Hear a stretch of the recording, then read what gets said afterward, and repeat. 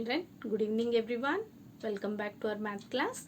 Today we are going to continue chapter 5 factors and multiples with the topic even numbers and odd numbers. Children, we all know that what are even numbers and odd numbers from our very junior classes, isn't it? So whenever we go for finding any or choosing any even number and odd number, then we identify them with the help of the digits, one digit number that are present in its units place. Any number given to you and you are asked to identify whether the given number is an even or odd, then we directly go to the units place and we find out what digit do we have in our units place. If in our units place we have a digit 0, 2, 4, 6 or 8, then we will call that number as the even number. And if we have 1, 3, 5, 7 or 9 in the units place of any large number, then we will say that the number is an odd number. But other than this, how can we define the even number with the help of concept of factors? Children, if 2 is a factor of any number, then that number will be called as an even number. Or if any number is divisible by 2, then that number is called as an even number. So all the numbers that can be divisible by 2 will be considered as the even numbers. So which numbers can be divisible by 2? The numbers starting from 0, 2, 4, 6, 8, 10, 12, 14 and so on. Every alternate number, okay, will be the even number.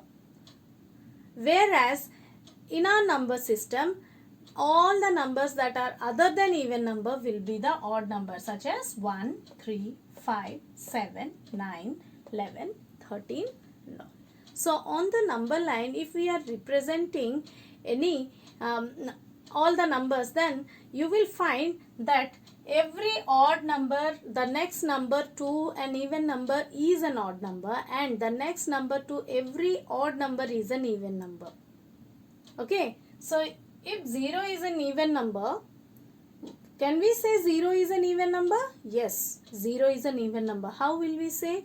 Because our definition itself for even number is any number that can be divisible by 2 will be considered as the even number. So children, we can divide 0 by 2. So 0 will also be considered as an even number. So if you will see, the next number to the even number, we have an odd number. And again the next even number we have 2, and its next number, the number that comes after every even number, is an odd number. And even we also can say that the number that comes after every odd number is even number. Suppose you are given a number, suppose 2466, and another number is given 3421.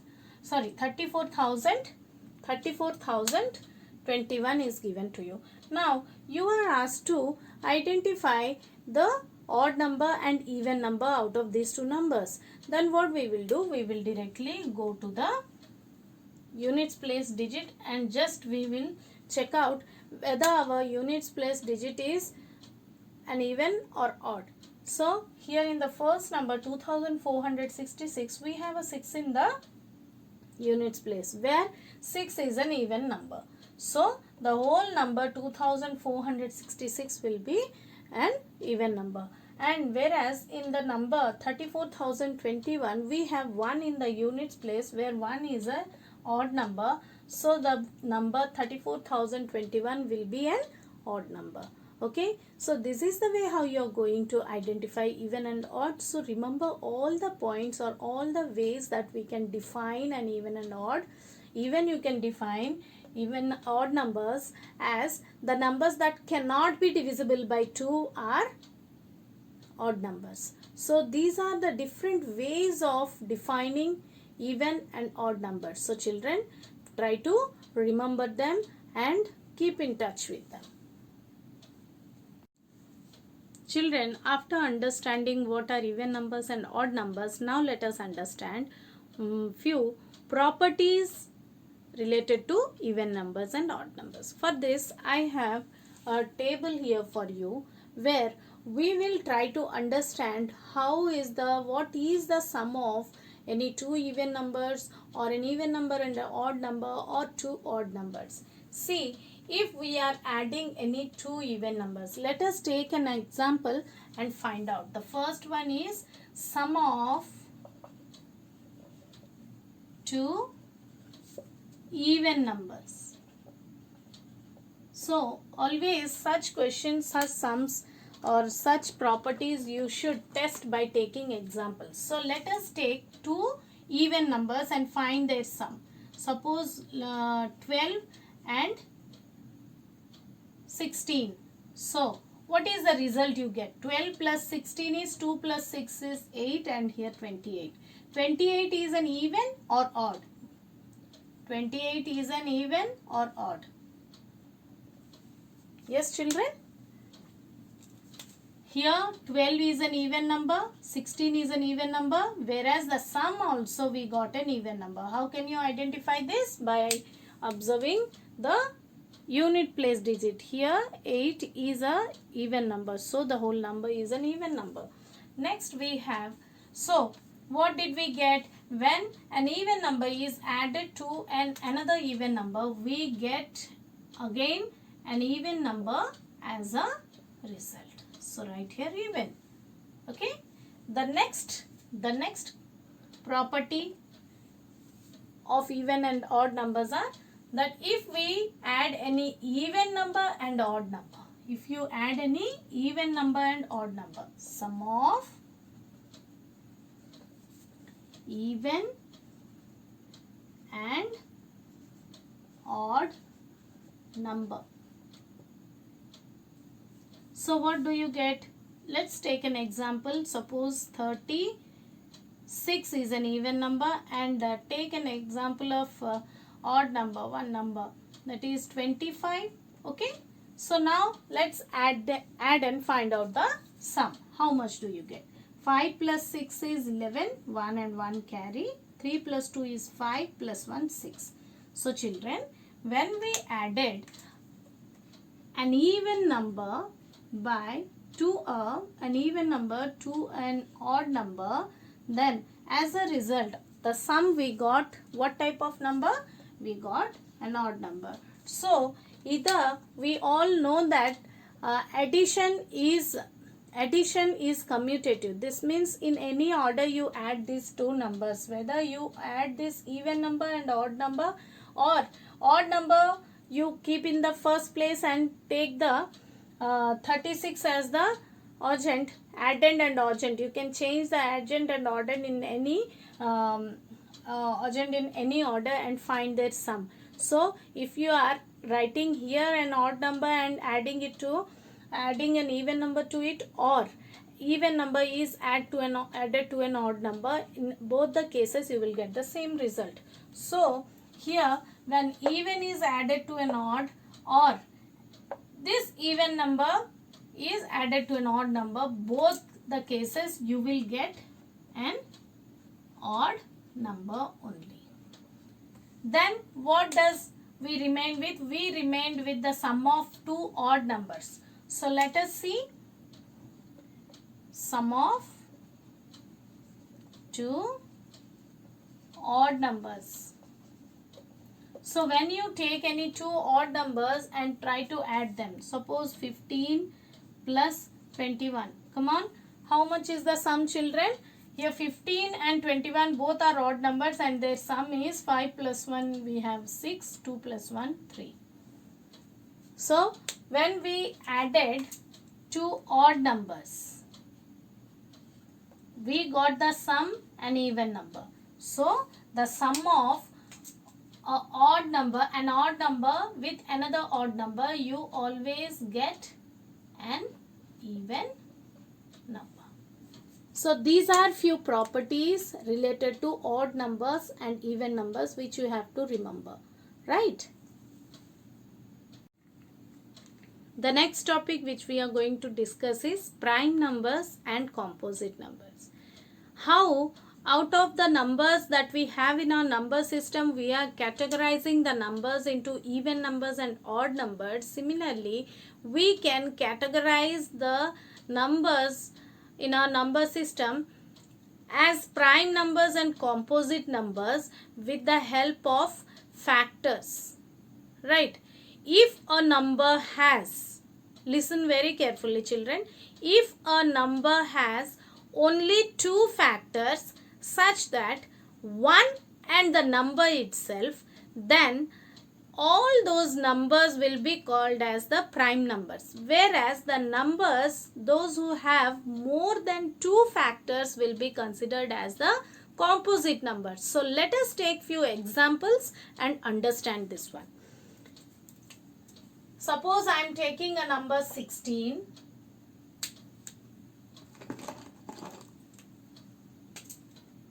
Then 24, then 29, 35, 12, 7. Few numbers I have taken for you, and now what we will do is let us write down the all the factors of these numbers. Okay, so already we have learned how to find the factors of every number. So when you are habituated of finding factors of every number with the help of division, now it is the time to calculate and find out the factors in your mind. Okay, so instead of going to use a pen and paper and find out the factors, sometimes you should try to find them with the and do the calculation in your mind itself. Like, let me show you how you will do. Here, suppose you are writing the factors of 16. First we will divide with 1 and find. Okay, so when you are dividing 16 by 1, you get 1 16 is 16. This means 1 and 16 both are the factors. Why I am writing these two apart from each other? Because we know that whenever we write the final list of factors of any number, we used to write them in ascending order, isn't it? So we know that the number itself is the greatest factor of every number. So definitely 16 will be the last factor of the list of factors of 16. So now let us check by divisibility by 2. When you are dividing 16 by 2, 2 how many times will go for 16? 2 8s are 16. This means 2 and 8 both are factors of 16. Then what is the next number that can divide 16 exactly? Then comes 3. 3 cannot divide 16. Then comes a 4. Yes, we have 4 4s are 16. Isn't it? 4 4s are 16. So need not to write 4 repeatedly, repeating twice. So only once is sufficient. Next, what number do we have with which we can divide 16? Can we divide 16 by 5? No. 6? No. 7? No, we cannot divide 16 by 7. Then comes the number 8, which we have already got. So let us write little bit closer here. 8 and 16. So these are the list of factors of 16. Next, let us come to 24. So first, if you are dividing it by 1, you get 24 ones are 24. So 1 and 24 both are the factors of 24. Then if you divide 24 by 2, 2 how many times will go for 24? 2 12s is 24. Then divide 24 by 3. We get 3 how many times 24? 3 8s are 24. Then divide 24 by 4. 4 how many times will go for 24? 4 6s are 24. So 4 and 6 are also factors of 24. Then what is the next number? 5. 24 cannot be divisible by 5. Okay. Next comes the 6, which we already got 6 as a factor. So let us write down all close together. 6 8 12 and 24. 6 8 12 24. So these all numbers are the list of factors of the number 24. Now let us come to 29. Yes, if you divide 29 by 1, you get 1 and 29 as the numbers. factors of 29. Next, let us try to divide it by 2. If you divide 29 by 2, as 29 is not an even number, so it cannot be divisible by 2. Even it cannot be divisible by 3, 4, 5, 6 and on. So on. It can be divisible by 29 itself. So here we have the factors of 29 as 1 and 29 itself. Now let us come to the number 35. 35. We have the factor 1, 5, 7, 35. Factors of 12 are 1, 2, 3, 4, 6 and 12. Right? 12 ones are, 6 twos are, 4 threes are. That's it. Now come to number 7. For 7, what are the factors, children? We can divide 7 by 1. So 1 and 7 are the factors, and there is no other number with which you can divide 7 except 1 and 7. So these two numbers are the factors. Now if you will observe the list of factors, you can find 16 has how many factors? 1, 2, 3, 4, 5 factors. Then 24 has how many factors? 1, 2, 3, 4, 5, 6, 7, 8 factors. 29 has 2 factors. 35 has 4 factors. 12 has 6 factors and 7 has 2 factors. Now you can identify what are prime and what are composite, because in the beginning of this topic only I introduced you with the definition of prime and composite numbers. That is, every number which has the number or the numbers who has the only 2 factors.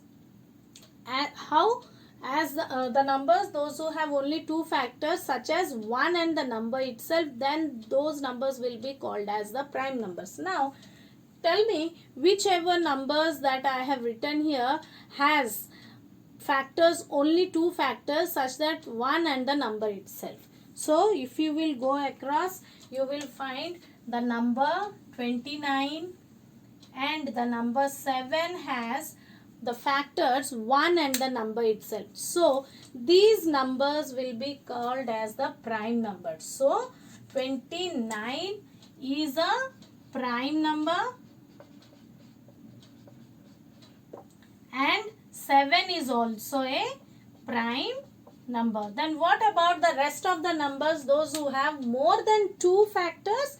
The rest of the numbers who has more than 2 factors will be considered as composite numbers. So children, the definition of prime and composite numbers is that the numbers, those who have factors more than 2 factors, will be considered as the composite numbers, and the numbers, those who have only 2 factors, such as 1 and the number itself, will be called as the prime numbers. Understood? So these are the way how you can identify a prime number and a composite number with the help of the concept factors. Other than this, a scientist, Eratosthenes, has introduced a technique to find out the prime numbers from 1 to 100. So let us understand and learn how to find the prime numbers with the help of sieve of Eratosthenes. So children, till now we understood what are prime numbers and composite numbers and how to identify a prime number and a composite number with the help of its factors. Now let us understand how to find out or identify a prime number and a composite number with the help of division. So what is the method or the procedure that we are going to follow to find this one? So here the procedure is, first you will divide the given number by 2. If the number is exactly divisible by 2, then without any doubt you can come to a conclusion that yes, the given number is a composite number. But in case if it is not divisible by 2, then you have to proceed your division by dividing the number by 3, next by 3, then by 5, means next onwards you have to keep on dividing that number again and again by odd numbers. Okay, you have to continue this division until you get the quotient less than the divisor. Okay, now if while dividing like this, while continuing your dividing by all these odd numbers, if you in case you get a quotient that is less than these divisors, then you will come to a conclusion that yes, the given number is a prime number. If in case with any of these numbers the given number is exactly divisible, then the number is a composite number. Okay, so let us see. Here 59 is given to you. Okay, we will take one more example and do. First let us go for this. So 59 is given to you.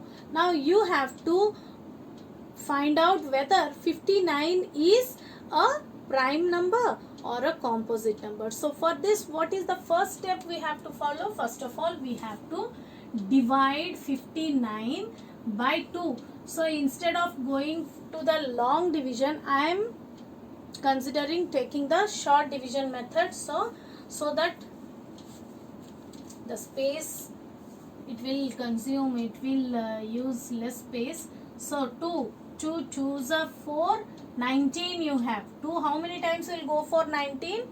2 9s are 18 and 1 remainder. You have to write the remainder like this. Observe this one very carefully. Next, if it is not divisible by 2, then what we have to do next? Next we have to go for dividing it by 3. Now 59 you divide by 3. See, here we got a quotient 29. 29 is more than 2. We have to continue this until we get the remainder 0 or until we get this quotient less than the divisor. So let's see. Here 3 how many times? 3 1s are 3 and we get a 29 here. 3 how many times will go for 29? Yes, 3 9s are 27 and a 2 remainder. So 19 is more than 3. So you go to the next number. Divide 59 by 5. 5 1s are 5. Again 5 1s are 5. The remainder is 4. Here also we got the quotient 11 more than 5. Isn't it? 11 is more than 5. So again go to the next number to divide. 59 you divide by 7. 7 how many times it will go for 59? 7 8s are 56, 7 9s are 63. So 7 8s are 56. So 3 is the remainder. Still this number is greater than the divisor. We have to continue this one until we get quotient is less than the divisor. See here quotient is more than the divisor. So let us divide 59 by 9. 9 how many times will go for 59? 9 5s are 45, 9 6s are 54. 9 6s are 54. Then you get the remainder 5. Now in this case your quotient 6 is less than 9. So here we will stop. Suppose while dividing like this by odd numbers, if you get 0 in any of the division, then there you will stop dividing and you will come to a conclusion that it is a composite number. But here in every case, whenever we are dividing by the odd number, we are getting a remainder. They are not exactly divisible, and we have to continue this until we get the quotient. We get the quotient less than the divisor. So here when we are dividing the number 59 by 9, we got a quotient 6 where 6 is less than 9.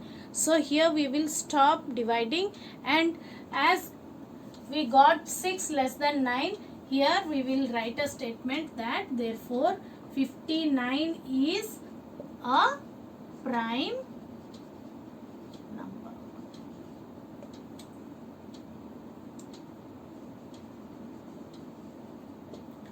Now let us test the same by some for some other number. Suppose I am taking the number 27.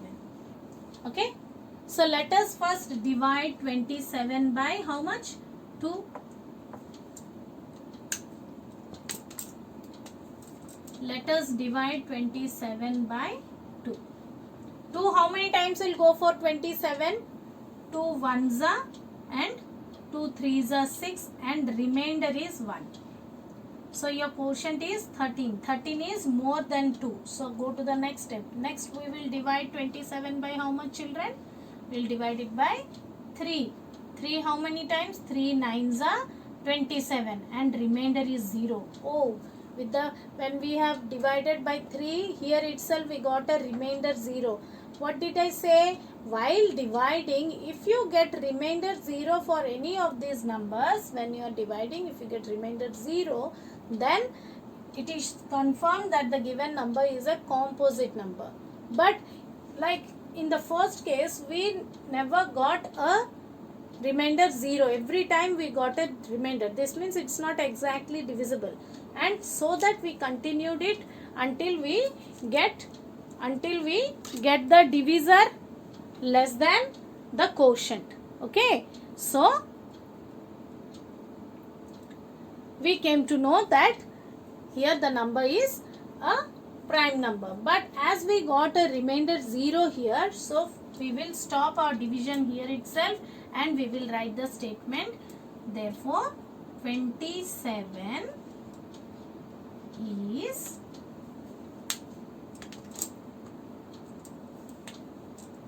a composite number.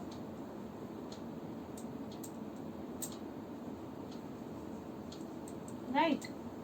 So children, this is the way how you will divide and find out. But when you are given some large numbers, then it becomes very difficult for you to keep on dividing like this and finding or identifying whether the number is a prime or composite number.